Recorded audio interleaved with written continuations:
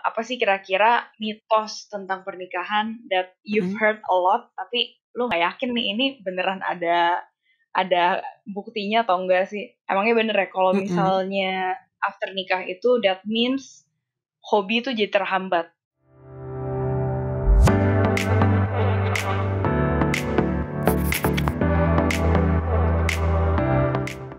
Welcome back to another episode of Janda Bercanda. Hari ini kita kedatangan tamu anak milenial.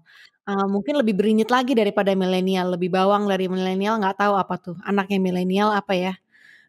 Masih lebih adik lagi daripada milenial. Tapi milenial tamu kita ini anak perempuan yang lucu sekali dia, dan dia juga seorang podcaster, punya podcast sendiri. Namanya juga nama ajaib kayak Janda Bercanda, tapi namanya adalah Abjad Tersirat. Nah, jadi ini mesti yang udah mahir berbahasa Indonesia untuk level fluensinya, untuk to understand the level of humor there. Abjad Tersirat, podcast yang mengungkap tabu-tabu yang ada dan juga untuk sekaligus menghibur. Persis sama dengan karakternya host podcast ini, yaitu Yunita Dewiana, and welcome to the show. Hi Yunita, thank you for being here. Oke, Yunita, kita hari ini mau membahas karena Abjad Tersirat, pendengarnya mau bertanya dengan Janda Bercanda. Ada pertanyaan-pertanyaan mengenai pernikahan, yang tabu-tabu mengenai pernikahan yang belum berani atau belum tahu lah, bukan yang belum berani nanya, sudah berani nanya tapi belum ada jawabannya. Jadinya Yunita ini sudah dengan rajin dia tanya sama followersnya, apa sih, coba kamu pertanyaannya apa ya Yunita yang kamu tanyain sama teman-teman kamu di podcast? Jadi waktu itu after kita briefing sebentar, and then aku coba tanya ke beberapa followersku, apa sih kira-kira mitos tentang pernikahan that you've heard a lot, tapi lu nggak yakin nih ini beneran ada buktinya atau enggak sih? Paling common itu adalah, emangnya bener ya kalau misalnya after nikah itu that means hobi itu jadi terhambat. Apakah betul saat lu sudah menikah, nantinya mental health lu nih, kalau misalnya tadinya pas pacaran mental health lu shit, nanti pas nikah jadi better. Berarti karena dengan kehadiran pasangan dong ya. Better or sembuh gitu. Oke. Alright. Yang pertama yang lucu ya, kalau dan I like it that ada anak laki yang nanya, entar kalau gue menikah, waktu gue untuk berpunya hobi apakah terhambat atau enggak. Sekarang gini deh, kita berpikirnya gini ya. Itu pertanyaan yang bagus sekali. Dan itu harus ditanyakan sama siapa yang dia mau nikahin. Dalam arti gini. Kita katakanlah hobinya dia apa ya, kita berpilih, kita katakan hobinya dia itu mungkin main futsal sama teman-temannya. Oke. Nah, futsal itu dia punya klub, dia punya kumpulan teman-teman sendiri, dia punya rutinitas sendiri sama teman-temannya itu. Sekarang kalau dia punya waktu free time in a week, kita ngomongnya dalam in a week's time ya. Biasanya kalau seandainya dia itu latihan mungkin one night out of the week yang dia ada menyempatkan waktu. Dalam 3 bulan mungkin sekali dia ada yang main turnamen futsal. Nah, kalau fairnya sih kita ngomong gini aja. Kalau seandainya dia ngomong sama calon istrinya atau calon pacarnya bilang, this is important to me. Ya, ini penting buat gue karena kenapa, gue bisa ngumpul sama teman-teman gue yang udah ada dari sebelum kita pacaran umpamanya. Dan ini hobi dari gue dari gue kecil, main futsal. Nanti kalau kita menikah, bukannya berarti aktivitas kita yang bareng nggak ada, tapi ini penting. Gue mau ada waktu untuk bisa mengerjakan ini dalam bentuknya, bukan berarti artinya harus obsesif, tapi kenyataannya adalah ada waktu yang harus disempatkan untuk ini. Dan lebih bagus lagi kalau dia juga nanya, ini dia ngomong pacarnya ya, ini skenario nih. Kamu punya hobi apa yang kamu ingin pertahankan setelah kita menikah? Apa yang penting untuk kamu yang juga sama kamu mau mencurahkan waktu untuk diri kamu?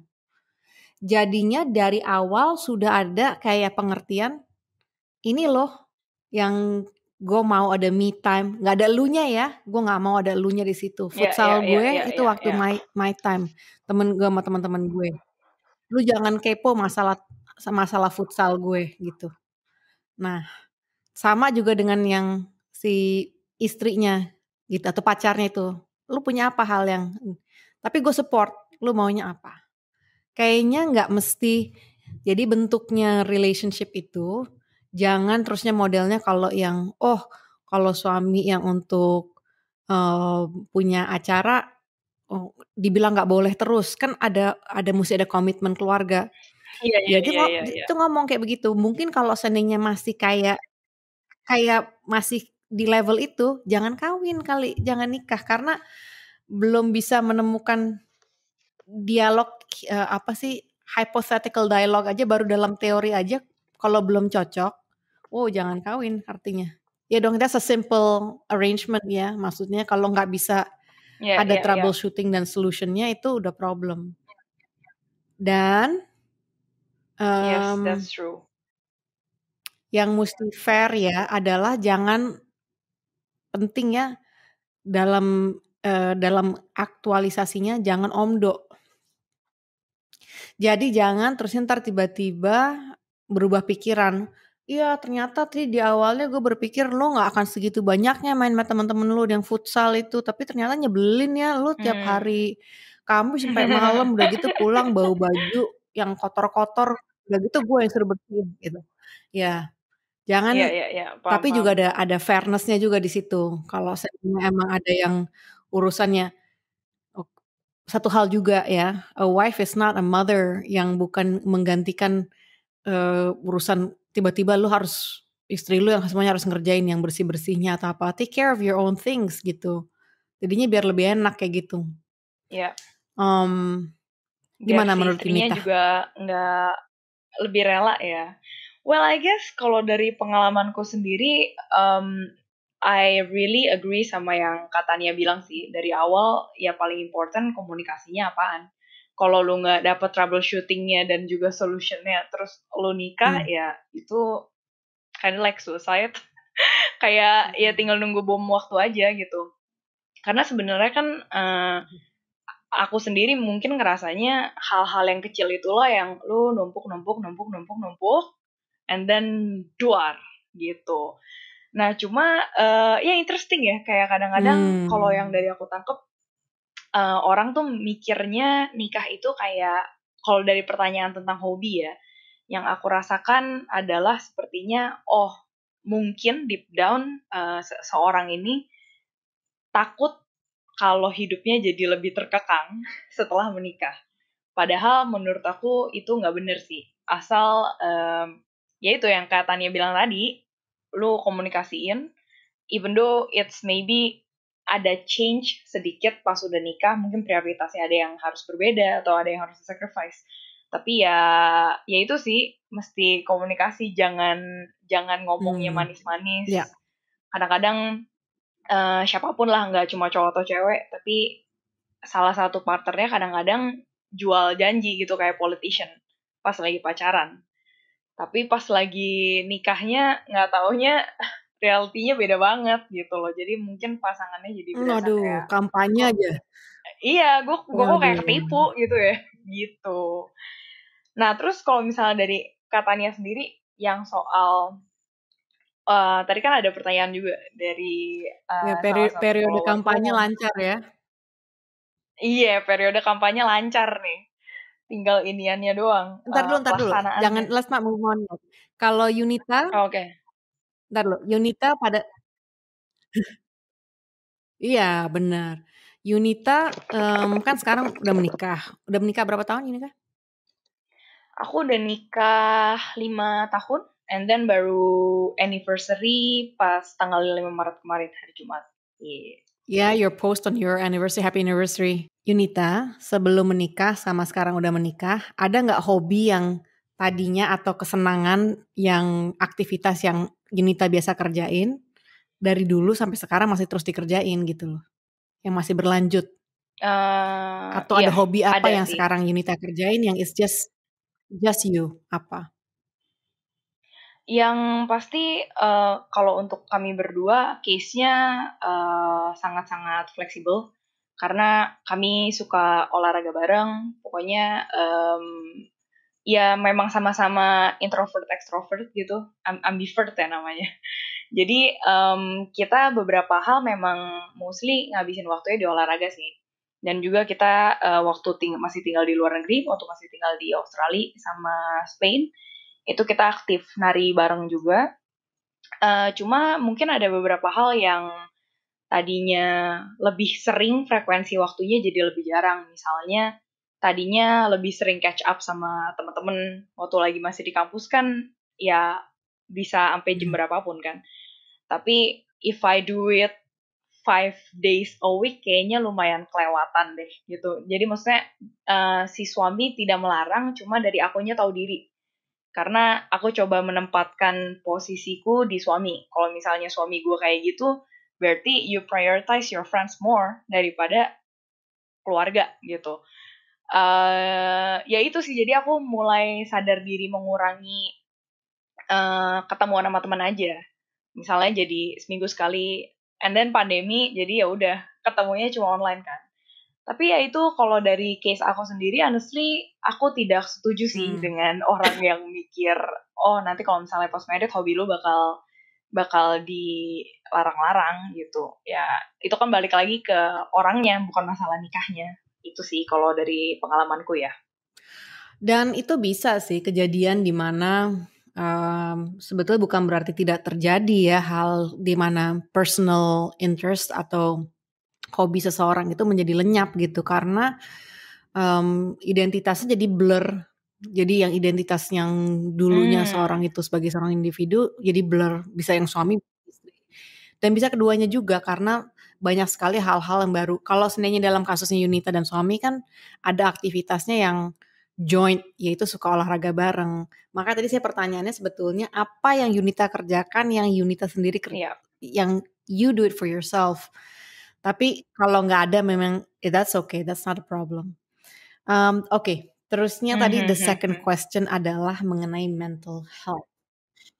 Nah, ini pertanyaannya kalau seandainya saya nggak salah nangkep adalah apakah masalah mental health seseorang akan menjadi diperbaiki atau sembuh dalam sebuah relationship?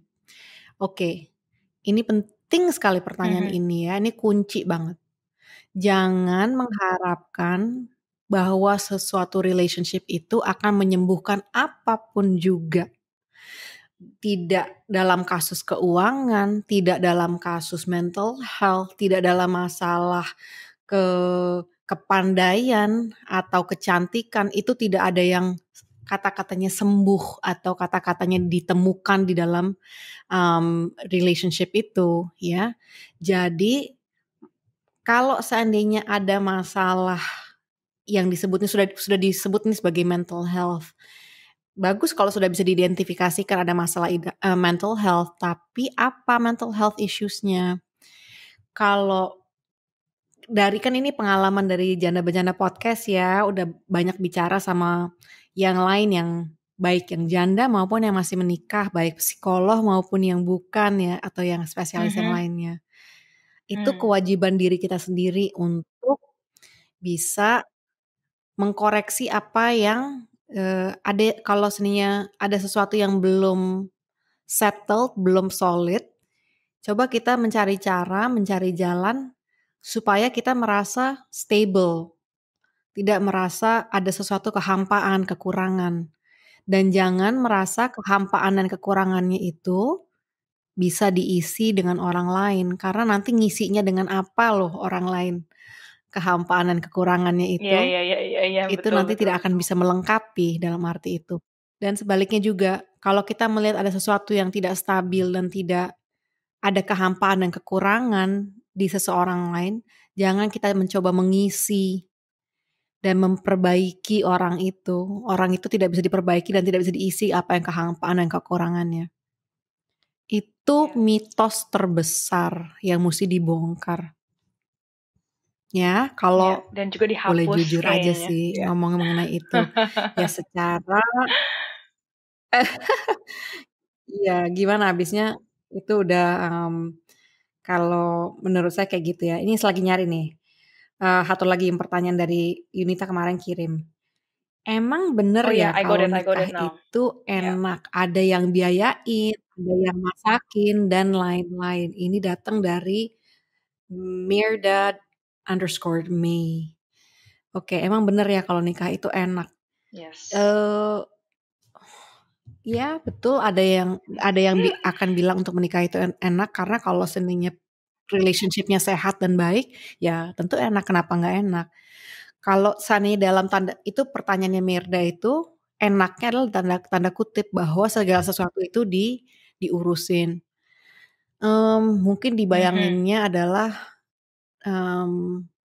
kalau kita boleh nebak dari namanya Mirda ini mungkin perempuan ya, mungkin digambarkannya yang digambarkannya adalah suatu dongeng yang dimana istri itu kayak nyonyah gitu, kayak permaisuri yang ada pembantu yang masak, ada pembantu yang nyuci baju, ada ngelihat bank account selalu banyak ininya, mau shopping Terisi. apapun juga punya gitu loh.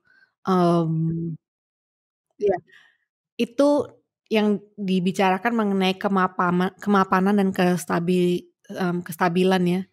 Tapi sebetulnya kalau di kenyataannya sih ya, perempuan yang mempunyai keluarga yang kelihatannya mapan, itu kerja keras sekali loh perempuan itu biasanya. Karena artinya dia harus bisa mengatur rumah tangga dengan baik, ya. Memang enak punya rumah dan punya fasilitas memang, tapi bukan berarti, dia itu malas, bukan berarti dia itu diurusin terus. Dia itu juga artinya banyak ngurusin orang biasanya. Berdasarkan pengalaman dan observasi nyata ya dengan orang-orang yang ada sebenarnya. Karena hidup bukannya kayak ini sih ya, bukan gambaran katanya hidup bukan gambaran seperti Instagram atau film-film kan? Iya kan? Yep. Yeah, that's true. Ya. Coba ya kalau saya dibanding karena gini, Yunita sama suaminya pernah tinggal di luar negeri mereka. Jadi mereka udah biasa mungkin hidup tanpa pembantu, tanpa tukang masak. Mereka jadi udah biasa. Sekarang ini apalagi di Jakarta ya setelah ada pandemi, banyak yang nggak punya pembantu karena pembantunya pada pulang kampung dan nggak balik kasusnya. Jadi sekarang semua ibu-ibu rumah tangga umumnya itu malahan nadanya kewalahan karena ini bukan hanya masalah status ekonomi, tapi karena yang bantuinnya pada absen semua, pada hilang. Gimana itu? Iya, Yang tenaga kerja yang untuk membantunya. lenyap di telan kampung. Betul. Dan juga gini mungkin, ditelan kampung, betul. Dunia terbuka dah, hilang dari ibu kota semuanya itu. Nggak, dan mungkin juga sekali lagi pertanyaan, kalau seandainya menikah itu, ekspektasi suami ke istri apa? Ekspektasi istri ke suami apa? Jadi juga jangan entar dibilang, "Ih suami gue pelit, nggak pernah punya duit, nggak pernah cukup, selalu ngepas duitnya." Jangan-jangan dia berpikir itu normal segitu, ya kan? Kalau seandainya mau dibilang, gue nih ada ekspektasi, jangan sampai nanti gue umur 30 muka gue kayak umur 100 ya. Karena gue udah capek, kesel gitu loh. Ya. Dan kalau gue punya skincare, rutin skincare Korea, bukan berarti gue tuh orang yang sok kece, sok cakep, bukan. Itu emang maintenance gue segitu levelnya gitu. Dan mungkin itu gue perlu kerja dan untuk punya uang sendiri, dan kalau seandainya gue mau kerja punya uang gue sendiri, juga jangan rese. Atau terusnya kalau seandainya gue bilang gue perlu lebih untuk belanjaan-belanjaan yang kayak begini, yang karena sekarang sudah jadi shared expenses nih. Kenyataannya begitu. Gitu ya. Tapi bukan berarti maksudnya harus beli punya tas bermerek atau baju yang selalu yang terkini gitu loh, yang yang kayak gitu-gitu ya dibahas aja, sama kayak hobi itu nggak ada bedanya sebetulnya. Dibahas aja dulu di muka semuanya, ya.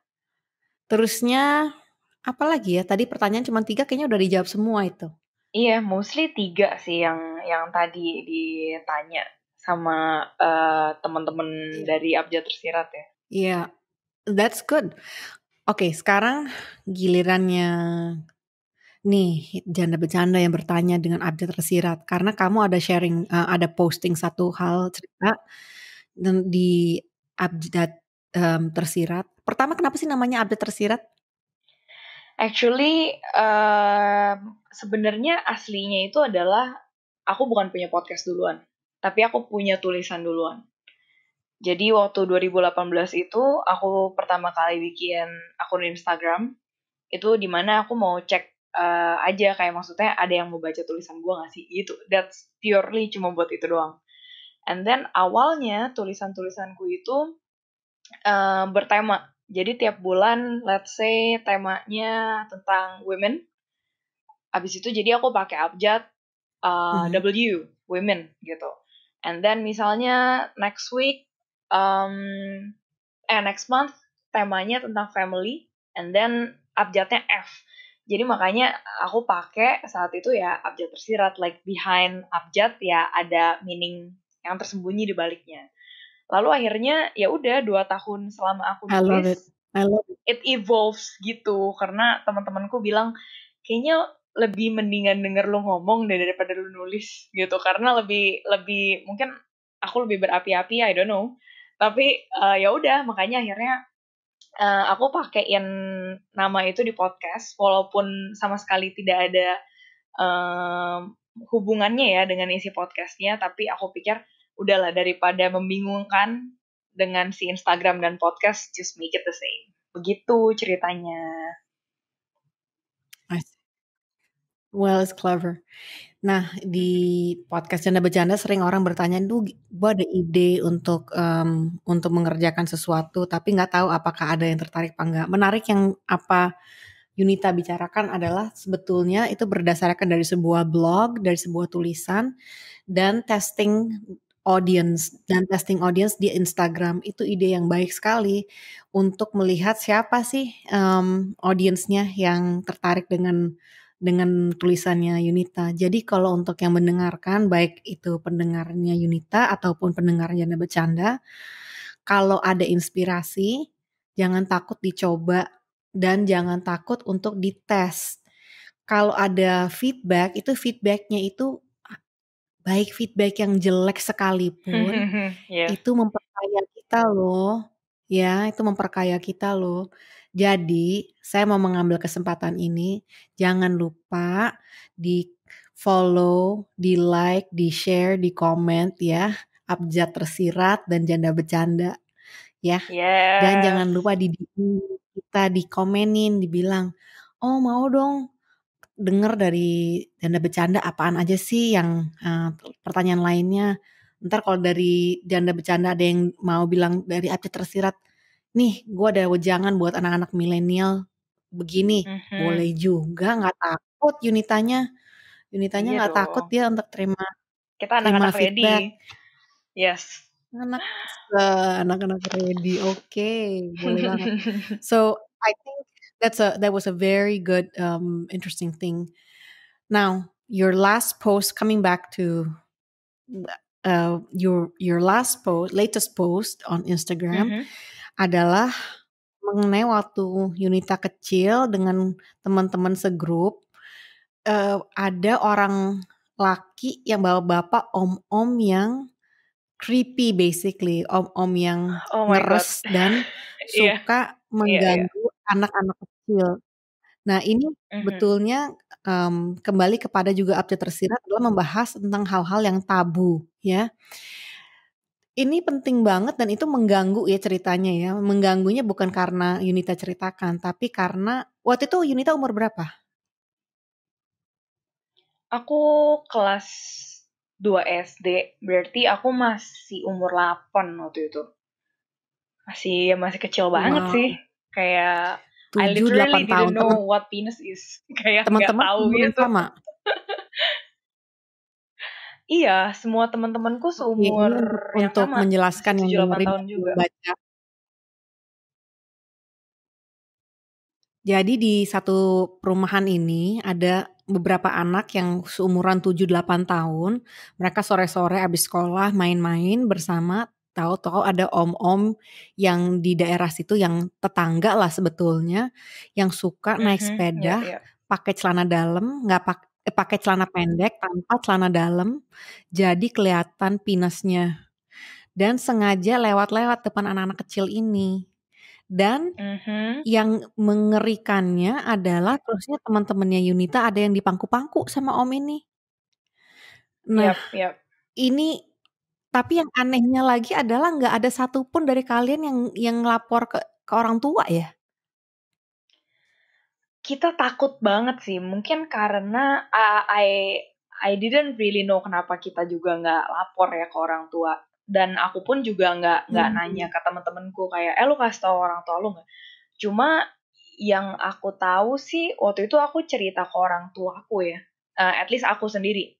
Karena waktu itu aku ceritanya cuma, masa ada om-om naik sepeda, ya polosnya anak kecil lah, masa ada om-om naik sepeda nggak pakai celana dalam, ngomong itu aja gitu, jadi pakai celana doang, terus nggak pakai celana dalam.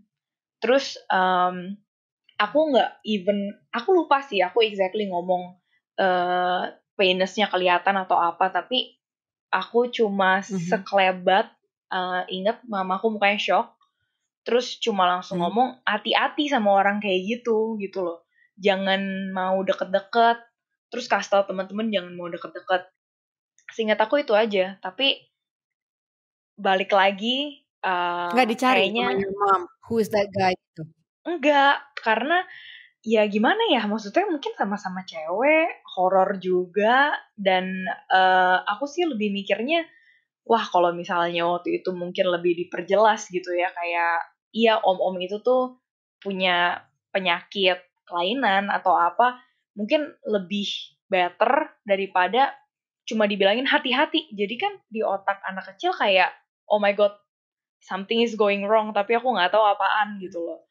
Jadi makanya pas lagi hal itu kejadian besok-besokannya lagi sih, ya udah sih aku langsung tahu kayak gila ini doji person banget, kayak ya aku nggak tahu apa yang doji sampai akhirnya SMP aku baru tahu istilah exhibitionist gitu.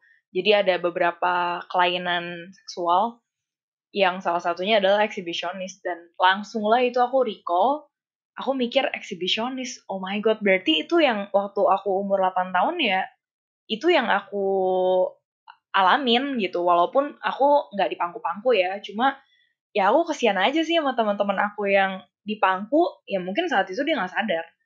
Cuma kan pas udah gedenya dia sadar, ya abis itu nggak tahu mau ngapain kan, it's kinda too late, lu mau ngapain gitu loh. Iya, jadi gini, ya kalau boleh dibilang for moving forward, for future reference aja ya untuk orang tua yang punya anak, dari seawal mungkin untuk disebut body organs dengan sejelas mungkin penis, vagina, tete ataupun payudara, mau dibilang apapun juga harus dibilang bahwa karena anak itu harus bisa kemudian menceritakan. Kalau dia itu melihat sesuatu, dia harus bisa menjelaskan. Dan kemudian banyak orang tua tidak mau menjelaskan kepada anak yang terlalu kecil mengenai apa yang boleh dilihat atau tidak boleh dilihat. Ini contohnya Yunita waktu itu umur 7 tahun. Jadi kecil sekali, dari umur muda sekali. Dan ada yang masih, I have friends yang punya anak udah SMA, nggak pernah masih mau dibahas sama orang tuanya. Jadi dia berpikir, pasti udah adalah dia exposure ngobrol sama teman-temannya mengenai, pertama pembicaraan body parts-nya nggak pernah dibahas, pembicaraan mengenai seks nggak pernah dibahas, pembicaraan mengenai apa yang appropriate atau tidak appropriate tidak pernah dibahas.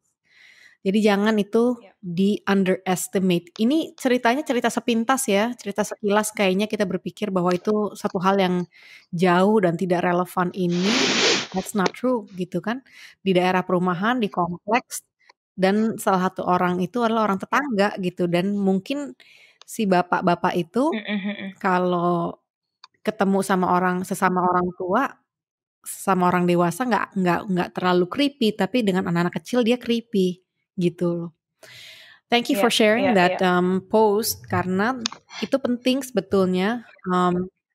Pernah di Janda Bercanda kita bahas mengenai dengan tabu.id, another podcast, hal-hal mengenai penjelasan tentang seks terhadap anak-anak. Jadi suara-suara muda kayak Yunita ini penting banget, ya kan?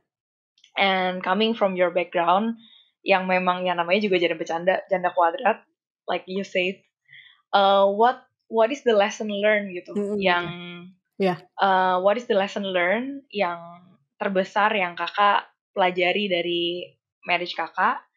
And also another question, what would you say ke anak-anak mungkin yang sempat nikah muda, and then for whatever reason lah, nggak ngerti gimana ceritanya, mereka akhirnya menyandang status janda. Nah, advice apa yang kakak mau berikan ke mereka? Okay. Wow, that's a huge scope ya untuk yang dibicarakan. Jadi gini, kalau untuk yang belum menikah dan berpikir, oh saya ingin menikah, fine, that's great. Kalau seandainya bertemu dengan orang yang cocok, yang memang sesuai values-nya, dan juga saling mengerti, saling ada timbal balik yang pas, then go for it, for sure. Yang tadi aja yang kita ngomong, kalau untuk pendengarnya Abjad Tersirat nih ya, saya ini jandanya suami meninggal muda. Jadi suami pertama saya menikah muda, terusnya suami juga meninggal muda, kemudian saya menikah lagi, yang kedua bercerai. Jadi makanya di janda kuadrat, janda dua macam. Nah, jadi bukan berarti karena pun saya bercerai berpikir, oh nggak usah aja menikah. Nggak begitu juga. Cuman yang bisa saya share adalah itu, harus make sure pertanyaan-pertanyaan yang semuanya serumit apapun pertanyaan yang kamu punya mengenai pernikahan, ditanya sama yang calon yang mau dinikahin. Dan kalau kita sebetulnya ada instingnya, kayaknya enggak, ini nggak cocok, ini kayaknya kurang pas gitu atau gimana, ya nggak apa-apa, jangan dipaksain juga. Saya ini baru aja ada kakak sepupu yang meninggal dunia. Dia itu perempuan yang tidak pernah menikah di dalam hidupnya. Dia itu seorang dokter, dia sangat accomplished dalam hidupnya. Jadi dia pun sendiri dalam hidupnya, tapi tidak pernah ada kekurangan sebetulnya. Jadi kalau ada yang berpikir, oh saya pengennya sih sebetulnya terus mandiri, terus bisa menjalankan hidup saya tanpa khawatir mengenai seseorang yang lain, gak apa, if that's right for you, then go ahead and do that. Yang saya lihat dari contoh sepupu saya itu, she led a full life juga. Dan juga banyak yang kita tahu yang orang yang menikah, yang sampai akhir hayatnya menikah dengan pasangannya dari awal cuma sekali menikah dan juga happy. Jadi semua itu bisa, it can be a good choice untuk menikah dengan kalau kita juga honest dan juga jujur dan juga mengerti apa yang kayak tadi pertanyaannya, apakah semua itu enak dalam pernikahan? Enggak juga. Enggak juga. Kalau seandainya tiba-tiba kamu suaminya meninggal muda, ya itu kamu tiba-tiba menyandang status janda. What can you do about that? Atau kalau kemarin ini kita baru aja ada penulis dan seorang blogger namanya Firly. Firly ini dia menulis buku namanya Life as Divorcee, bisa dilihat episodenya di podcast Janda Bercanda. Dia itu menikah dini dan kemudian dia bercerai. Nah itu dalam kasusnya Firly itu ada KDRT tapi secara psikis. Nah ini juga yang sangat tabu yang saya ingin angkat ya dalam pernikahan. Jangan sampai dalam pernikahannya itu atau relationship-nya itu ada emotional abuse. Dan saling tekan menekan, bukan hanya suami menekan ke istri atau istri tapi bisa dua arah itu ya. Jangan ada psycho mind games itu jangan ada ya, karena akhirnya buat apa membuang-buang waktu diri sendiri, membuang waktu orang lain. It's someone else's life too, you know. It's not just your life, it's someone else's life too. And jangan ada kayak begitu, buat apa, percuma. Itu hal-hal yang kayak yang mubazir dalam bentuk waktu walaupun kaya dalam experience ya. Jadi kita jadi lebih tahu. Dan kalau ada yang udah menikah dan terusnya bercerai,